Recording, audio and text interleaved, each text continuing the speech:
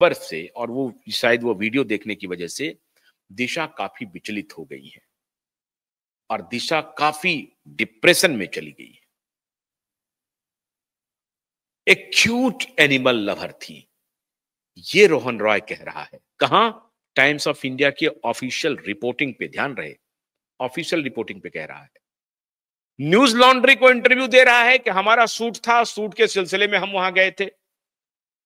Times of India को interview दे रहा है कि वहां हथनी हाथी के मरने से वो बहुत डिप्रेस्ड हो गई थी और फिर मैंने कहा कि for a change let us change the place. So for a change let us change the place. जहां हम अभी रह रहे हैं वहां अच्छा नहीं लग रहा है, चलते हैं दूसरे जगह जाएंगे, दूसरे जगह पर रहेंगे तो शायद इनका प्लेस चेंज हो जाएगा, तो इनका माइंड भी चेंज हो जाएगा। और फिर मैंने अपने दोस्तों को भी बुला लिया कि पार्टी करेंगे। और फिर ये उसी इंटरव्यू में कह रहा है कि 3 दिन तक ये शराब पीता रहा, दारू पीता रहा, पार्टी करता रहा 3 दिन तक। 6 तारीख को आखिरी बातचीत हुई है दिशा की माता से, वो भी फोन पर नहीं, एसएमएस के जरिए। पता नहीं ये एसएमएस कौन भेज रहा था, वो भेज रही थी या रोहन रॉय खुद भेज रहा था। दिशा का मोबाइल, दिशा का लैपटॉप आज तक दिशा के माता पिता के पास नहीं है। ये बेशर्म इंसान और वो बेशर्म पत्रकार, उनको ये सवाल नहीं दिखाई पड़ रहा है। ये सवाल नहीं पूछना चाहिए, इन बेशर्म पत्रकारों को पूछना ही नहीं चाहिए कि दिशा का मोबाइल और दिशा का लैपटॉप आखिर रोहन रॉय के पास क्या कर रहा है। वो एक केस हुआ है, वो एक पुलिस केस है। अगर वो एक्सीडेंटल डेथ रिपोर्ट ही तैयार कर रहा था तो भी ये सारे जो डॉक्यूमेंट्स हैं, ये सारे जो एविडेंसेस हैं, ये सब संभाल करके उनके माता पिता को देना चाहिए। तो ये सो कॉल्ड फियांसी रख रहा है। ये फियांसी बिल्कुल नहीं था, ये फ्रॉड था, ये धोखा दे रहा था। और कुछ ही दिनों में वो जो एक लेडी है, लड़की है, उसके साथ इसने शादी भी कर ली है, जो होम टूर करा रही है। तो ये व्यक्ति वहां से निकल करके वो मोबाइल को अपने कस्टडी में रखा हुआ था। दिशा के माता से 6 तारीख को भी दिशा की बातचीत नहीं हुई है और 7 और 8 को तो बिल्कुल नहीं हुई है। बातचीत कब हुई है, दिशा के बारे में दिशा के माता पिता को जानकारी कब मिलती है? 8 तारीख, अब तारीख बदल गया 12 बजे के बाद, 9 तारीख की रात 3 बजे जब मालवानी पुलिस स्टेशन से कॉल जाता है कि मालवानी पुलिस स्टेशन पहुंचो।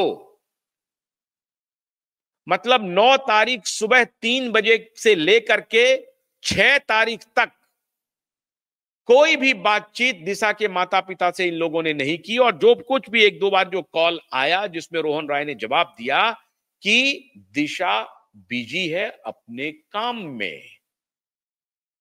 जो दिशा अपने काम में बिजी थी वो डिप्रेस कैसे हो गई? तुम पहले स्टेटमेंट दे रहे हो कि बहुत बड़ी एनिमल लवर थी वो और वो डिप्रेशन में चली गई थी, तो फॉर ए चेंज तुमने प्लेस चेंज किया। न्यूज लॉन्ड्री को इंटरव्यू में कहा कि हमें एक एड फिल्म शूट करना था इसलिए हम चले गए। और मिड डे अब ये रिपोर्ट छाप रहा है, सबके खिलाफ कार्रवाई होगी और बहुत मजबूत कार्रवाई होगी। फर्जी रिपोर्ट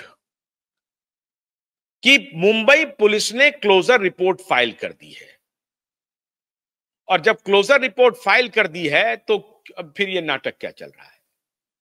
मिड डे को यह शर्म नहीं आ रही है कि क्लोजर रिपोर्ट फाइल होने के बाद 2022 में ही, 2022 दिसंबर में एसआईटी की घोषणा की सरकार ने, और हमारे जनता की अदालत लगने के बाद और हम लोगों के पीआईएल लगने के बाद एसआईटी के ऑफिसरों की घोषणा हुई।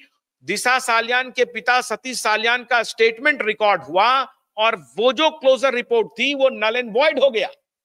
मुंबई पुलिस की क्लोजर रिपोर्ट को बेकार डंप में फेंक दिया गया। डंप में क्लोजर रिपोर्ट को तो संभाल के रखा गया है क्योंकि अभी उनका पूरा क्लोज करना है, उनका चैप्टर ही क्लोज करना है मुंबई पुलिस की बेशर्मी को, उसको उस पूरे चैप्टर को ब्लो बाय ब्लो क्लोज करना है। इसलिए उसको डस्टबिन में नहीं, बड़े संभाल के रखा हुआ है। कहने का मतलब यह है उस रिपोर्ट का कोई मतलब नहीं है। जब एसआईटी गठित हो गई और दिशा सालियान के पिता का रिकॉर्ड भी हो गया स्टेटमेंट, उसके बाद अब ये टाइम्स ऑफ इंडिया के इंटरव्यू में अलग बात, मिड डे में अभी खबर छपवा रहा है कि क्लोजर रिपोर्ट हो गया था और दिशा परेशान क्यों थी। सुनते जाइए स्टोरी इनकी, इनकी स्टोरी देखिए, क्योंकि रोहन अभी जिंदा है, ध्यान रहे, ये बार बार स्टोरी बदलवाएगा। दिशा तो आई नहीं कहने के लिए मिड डे को। किसने कहा आखिर में मिड डे को? उसका नाम क्या है इस रिपोर्टर का? खान, समीउल्लाह खान। हाँ, समीमुल्लाह खान साहब। समीमुल्लाह खान साहब को लगता है सलमान खान से बड़ा रिश्ता है, और आज जो कल जो रिलीज होगा ना, उसके लिए भी लगता है माल पानी सब चल रहा होगा। समीमुल्लाह खान साहब, समीमुल्लाह खान साहब को कौन कह रहा है साहब? पुलिस को कौन कहवा रहा है? पुलिस क्लोजर रिपोर्ट वकील को, हमारे वकील को नहीं दे रहे हैं, पोस्टमार्टम रिपोर्ट दे रहा है, लेकिन पुलिस ने कहा कि वो क्लोजर रिपोर्ट भी दे दो भैया, जो तुमने क्लोज किया है फाइल को, उसको नहीं दिया, लेकिन मिड डे को दे दिया। और क्लोजर रिपोर्ट क्या कह रही है सो सुन लीजिए साहब। तो दिशा बहुत डिप्रेस थी। अब ये क्लोजर रिपोर्ट कह रहा है या रोहन रॉय पीछे से कहवा रहा है?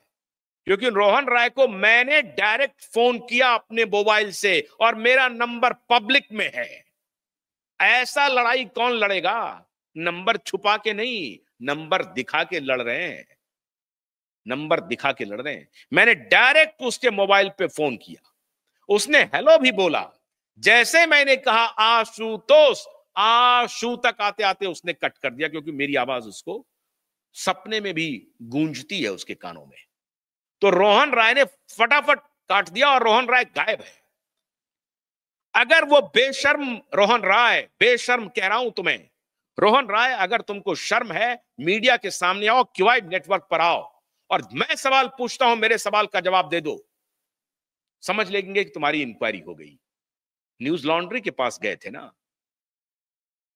धुलाई करेंगे, तुम्हारे झूठ की ऐसी धुलाई करेंगे जो तुम्हारी आने वाली पीढ़ियां याद रखेंगी तुम्हारे जैसे क्रिमिनल की। मैं बता रहा हूं, हिम्मत है तो सामने आओ, मीडिया के सामने आकर के जवाब दो। रोहन राय, क्लोजर रिपोर्ट में स्टोरी क्या बन रही है? पहली स्टोरी आई कि शूटिंग करने के लिए गए, दूसरी स्टोरी आई कि वो एनिमल लवर थी, डिप्रेस हो गई, तीसरी स्टोरी आ रही है कि रिया अपने पिता से भी परेशान थी, क्योंकि रिया जो कमाई, दिशा जो कमाई कर रही थी, वो दिशा अपने पिता को देती थी और पिता किसी अपने गर्लफ्रेंड को दे देते थे। बेशर्म कहीं के, बेशर्म कहीं के, बेशर्म कहीं के। एक्सपोज करेंगे, एक्सपोज करेंगे। ये स्टोरी प्लांट करवाई जा रही है मीडिया में। तुम्हें सारे फैक्ट्स के साथ बुलाया जाएगा और अदालत में बुलाया जाएगा। तुम्हें बुलाया जाएगा कि ये तुमने स्टोरी कैसे फाइल की, ये कैसे बनाई। मुझे तो अदालत में बुलाया जाएगा कि बेशर्म कैसे कहा, तो मैं कहूंगा कि ये है बेशर्मी का राज। बताओ, तुम कहोगे क्या? तुम कह पाओगे? बताओ जरा सा। बिंजो की सूट, एनिमल लवर, और अब अपने पिता के एक्स्ट्रा मैरिटल अफेयर्स, ये प्लांट करवाया जा रहा है। कितनी भी तुम कोशिशें कर लो, तुम्हारे नापाक इरादे कामयाब नहीं होंगे और नहीं होने देंगे। इस देश की जनता, 140 करोड़ जनता खड़ी हो चुकी है इस माफियाओं के अन्याय के खिलाफ।